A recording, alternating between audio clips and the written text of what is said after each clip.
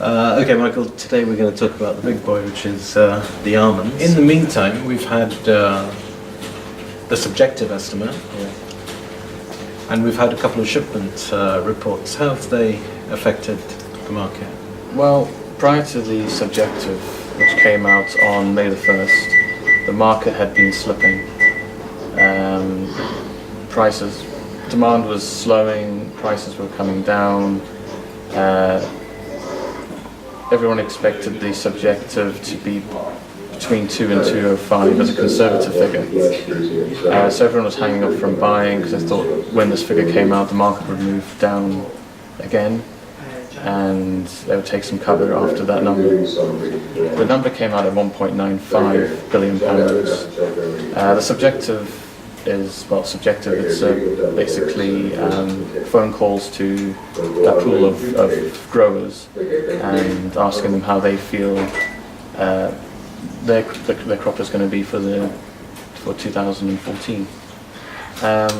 So with a 1.95, which was maybe 4 or 5% less than the lowest estimate or guess before, the market's jumped.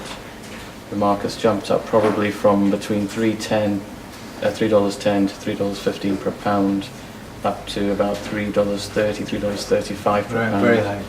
For standard fives. Back to the peaks. Back to where we were probably at the end of January, when the height of the water problem were being talked about. This is supply being 1.95 less than what people expected. Buyers have come in now to cover what they need for the rest of this crop. So these two together have pushed it up 20 odd cents. After the subjective, we had the April shipment figure, which is about the 10th, I think, of this month, which was about 4% higher than last year, April last year. So this is another thing which has helped to push the market up. So at the moment we're seeing buyers taking cover on the current crop requirements up until August, September, when the new crop will start to come in. We're seeing very little demand on new crop, which is discounting 20 to 25 cents a pound. Okay. So that's quite interesting.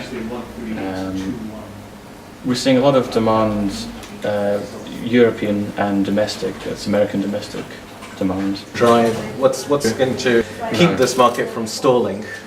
Yeah. I think it's already hyped up and it's running on the need to stay in stock.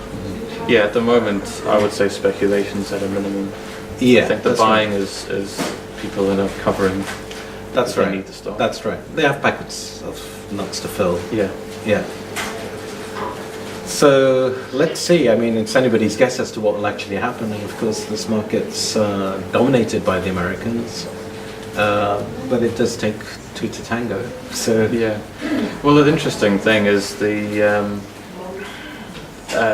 talk about the water, the issues for the next crop. Yet we're seeing a significant discount for new crop. Yeah. Now we have to see, does the new come up to meet the current? At some point the two have to meet. Yeah. Some point the two have to meet. Yeah. So that'll be significant to see where those two meet and when. Yeah. And possibly that will be after the objective figure, which will be the end of June, 30th of June. 30th of June is really D-Day. D-Day.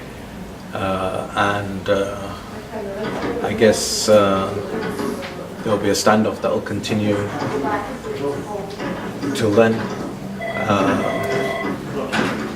We're planning a visit to California in the week before the figure, and that should be quite an interesting trip.